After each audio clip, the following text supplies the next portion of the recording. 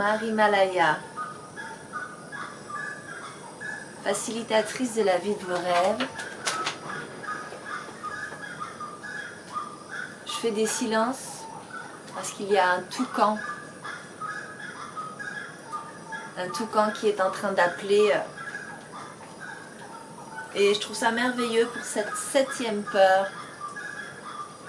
qui est la peur de la souffrance, de la maladie et de la mort.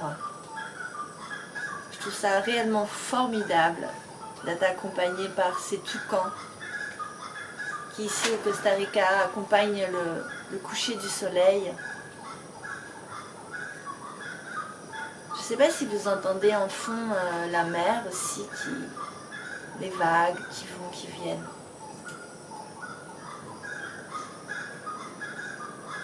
J'ai envie de vous inviter avec l'accès à l'explication sur cette peur, de vraiment,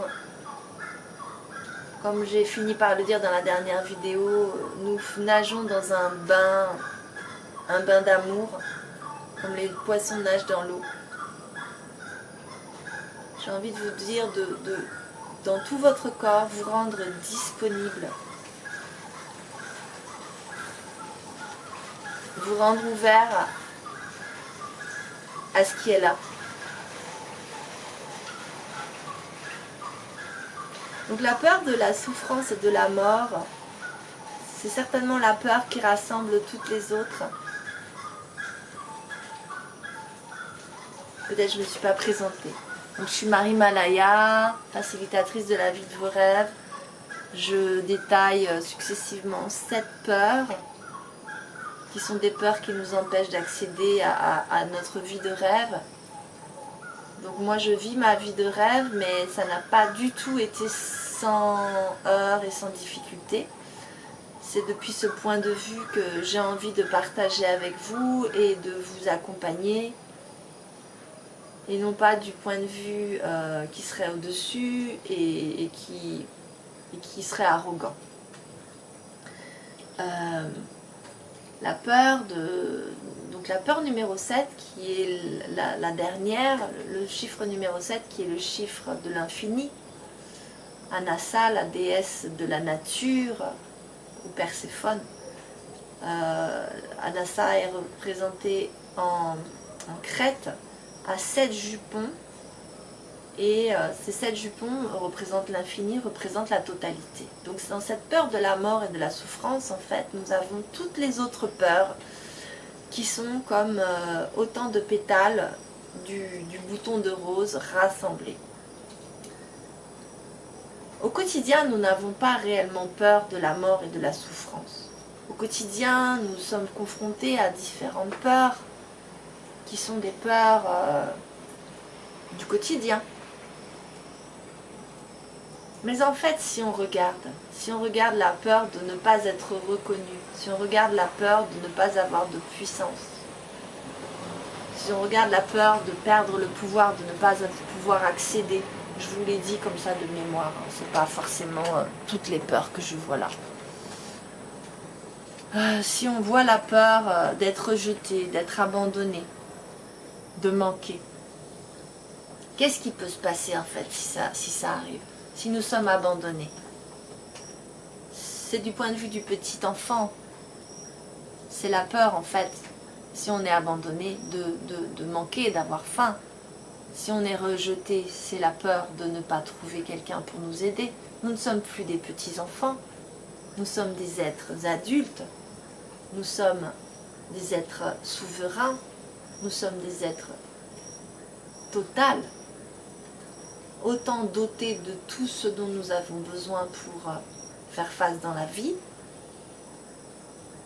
que de l'accès à tous les moyens matériels, psychologiques, de savoir, de connaissances et de savoir-faire dans le monde, pour accéder totalement à la vie de nos rêves. Nous sommes venus sur Terre dans cette vie-là, dotés dès le départ du droit naturel à vivre prospère, à vivre heureux, à vivre en compagnie, à vivre aimé, à vivre riche, à vivre sur notre chemin de vie prolifique et paradisiaque. Il n'y a pas à négocier avec ça. C'est bien parce que nous sommes dans un monde qui est tordu et qui veut, par le biais de toutes ces peurs d'ailleurs, nous faire croire un tout autre programme, une toute autre réalité, un tout autre plan, que nous nourrissons une autre version de nous-mêmes. Soyons sérieux. Soyons sérieux. Il y a autant de lieux sur Terre, il y a autant de personnes à rencontrer, avec lesquelles et dans lesquelles nous pouvons totalement nous épanouir. Et nous ne manquons pas de moyens aujourd'hui pour rencontrer les personnes, pour rencontrer les lieux, pour rencontrer les actions qui vont nous permettre d'être totalement épanouis. Donc vous reconnaissez que toutes ces peurs que nous avons décrites avant, rassemblées dans la peur de la mort, de la souffrance et de la maladie, sont des peurs qui ne sont pas des vraies peurs. Autant notre corps vieillit, autant notre corps s'abîme, mais c'est encore une fois une croyance. Encore, nous mourrons. Et aujourd'hui, beaucoup de personnes, enfants, adolescents et jeunes personnes meurent subitement et sans raison apparente. Et c'est terrible. Autant il y a des personnes qui s'affranchissent de la vieillesse, qui s'affranchissent du vieillissement cellulaire, qui se régénèrent. Autant nous avons accès aussi à autant de connaissances et de savoirs qui nous permettent, par la nourriture, par le soin au corps, par le soin au sommeil, à où nous vivons, de repousser l'âge de la mort. Et même, apparemment, la programmation de la mort n'est pas une programmation qui est naturelle. Par exemple, un arbre n'est pas programmé pour mourir. Un arbre va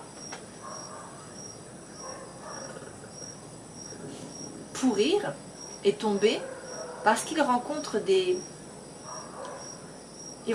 difficultés là où il est. Mais si un arbre est planté au bon endroit et qu'il ne rencontre pas de concurrence, de la foudre, eh bien l'arbre va continuer pendant des milliers d'années à croître.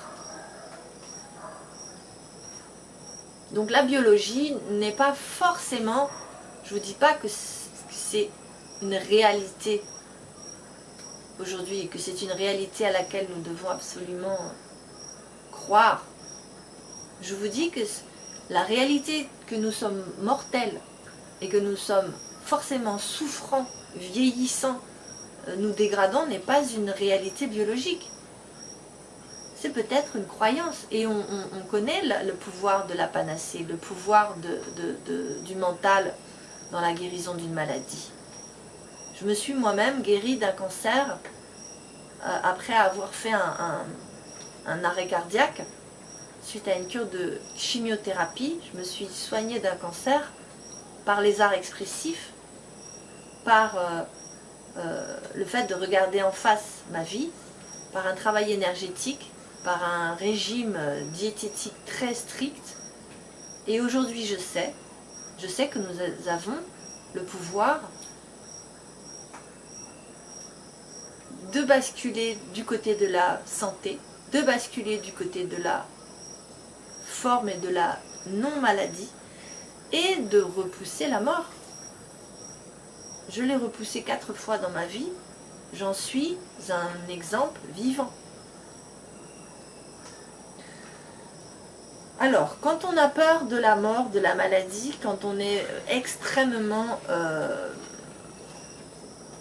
paniqué par cela, on va développer un type de pathologie qui peuvent être des pathologies physiques. La peur de la maladie, comme toute peur, puisque la nature n'a a peur du vide. La nature ne peut pas laisser le vide. Donc quand nous avons une peur, cette peur c'est une vibration qui va commencer à communiquer à nos cellules un message. Et puis cette peur est quelque chose qui va vraiment amener de l'énergie par nos pensées, par nos croyances, par nos projections. Et ça va commencer à dégrader notre système immunitaire, à dégrader le nettoyage de notre corps. Cette peur va nous figer, va nous rendre moins mobiles, moins moteurs dans la vie. Ce manque de motricité va empêcher que le nettoyage du corps se fasse. Je vous passe le processus parce qu'il est très complexe. Et ça va amener en fait la maladie que l'on craint le plus. La maladie, et cette maladie est un premier signal qui va nous amener à prendre soin de nous, peut-être aussi dépasser cette peur. Et si on n'entend pas ce message, alors il va y en avoir d'autres jusqu'à ce que nous ayons des maladies qui sont des maladies qui peuvent déboucher sur la mort, comme des maladies cardiovasculaires, des maladies cérébrales, des dégénérescences cérébrales, ou alors le cancer, ou alors des maladies chroniques, comme la sclérose en plaques, comme les maladies auto-immunes. On va aussi pouvoir, toujours dans ce côté pathologique, cristalliser sur quelque chose. Donc la cristallisation c'est pareil, c'est un endroit où l'énergie ne circule plus. Et on va pouvoir, comme avec la peur de ne pas être reconnu, s'installer dans une tour qui va nous isoler du monde. On va pouvoir avoir aussi des problèmes circulatoires, des problèmes de maladies du sang, des problèmes de maladies de la lymphe, des problèmes, je vous l'ai dit, auto-immunes. Voilà, et on va s'installer dans un cercle vicieux où de plus en plus, la maladie qui était une peur sourde devient quelque chose qui est conscient et présent et prend la place de la peur, puisque la peur est une onde et un espace, je dirais, sombre, mais qui laisse une place vide à l'intérieur, c'est-à-dire une non-circulation d'énergie. Ça crée par le vide un espace. Donc comme je vous l'ai dit, la nature a horreur du vide, et la nature va venir remplir cette peur de quelque chose. Ça peut être d'une réalité, ça peut être d'une personne. Une personne peut venir s'inviter dans votre vie et venir menacer votre vie. Ça peut être une situation qui vous met en danger, n'importe quoi. Mais en fait, vous allez donner corps et vous allez manifester dans la matière cette chose mortifère et dangereuse, cette chose qui a trait à la maladie et à la souffrance, qui peut être physique mais aussi psychique, dans votre vie. Et là, on est loin du bruit de l'eau, du bruit de la mer, du poisson dans l'eau, des toucans.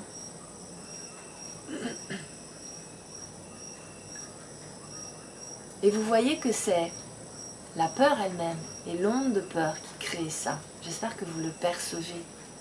J'espère que non pas seulement ce sont mes mots qui vous informent, mais aussi ces deux états d'être. L'état de la peur, que je vous ai décrit, et cet état d'être totalement, complètement dans le bain. Alors c'est une peur qui est un peu particulière parce que on va avoir du mal à l'identifier, puisque ce sont souvent des peurs inconscientes ou des peurs qui sont informées par l'extérieur. Par exemple, ces 2 années de Covid ont envoyé des messages de peur et de maladie en permanence, informant notre cerveau qu'il y avait un risque alors qu'il n'y en avait pas, ou qu'il était vraiment ténu. Et en fait, notre cerveau a fini, puisque nous avons la possibilité dans l'inconscient d'engranger des messages subliminaux. Notre inconscient a intégré le fait qu'il y avait un risque de mort. Et en fait, c'est cette peur-là qui a créé tout ce qui se passe après. c'est-à-dire cet état de panique dans lequel nous sommes figés, sidérés, et duquel il est très difficile de sortir. Alors, pour sortir de cet état-là, c'est compliqué, comme je vous disais, puisqu'il est compliqué de l'identifier, il est compliqué de le rencontrer. Ce que je vous proposerais plutôt, c'est vraiment de vous immerger dans cet état de l'océan, cet état océanique. Cet état où tout est connecté, cet état où je commence une vidéo sur la peur de la mort et de la souffrance, et où c'est des toucans qui commencent à l'illustrer. Regardez comme le monde est un, comme tout est totalement extraordinaire. Et si vous, vraiment vous donnez totalement la confiance, la sécurité, la plénitude à cet état océanique, alors vous allez recueillir l'équilibre constant de la danse, de la vie. Vous allez pouvoir accueillir ces peurs de la mort et de la souffrance, mais elles ne vont pas vous gagner. Il y aura cette danse entre voilà, ces peurs et en même temps la vie est là. Et accueillir et danser la danse de la transformation. Et ça va être un cercle vertueux, comme les cycles de la nature qui meurent, transforment, rendent souterrain et puis font un humus qui a formé le mot humain aussi.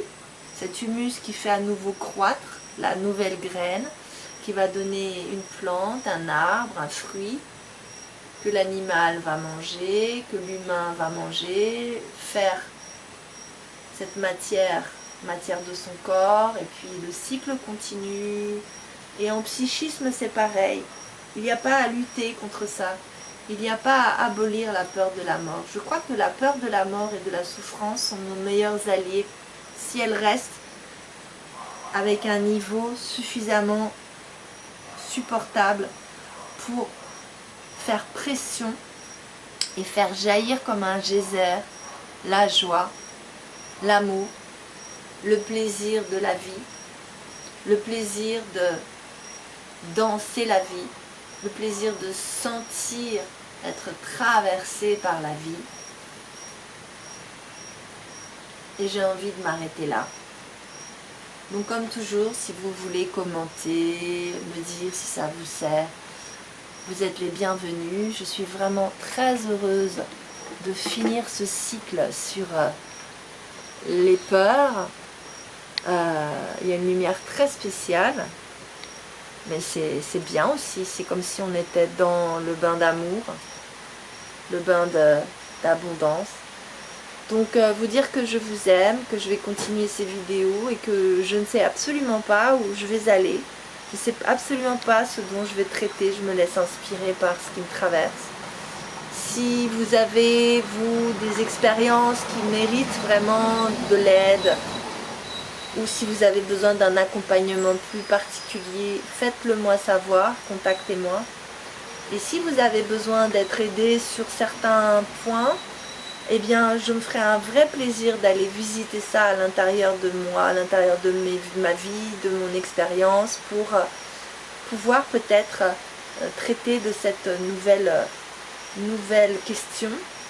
C'est, je trouve, un aller-retour qui peut être très, très bénéfique et très, très bon pour tout le monde. Merci, je vous aime, où que vous soyez, je vous envoie de l'amour du Costa Rica et de partout.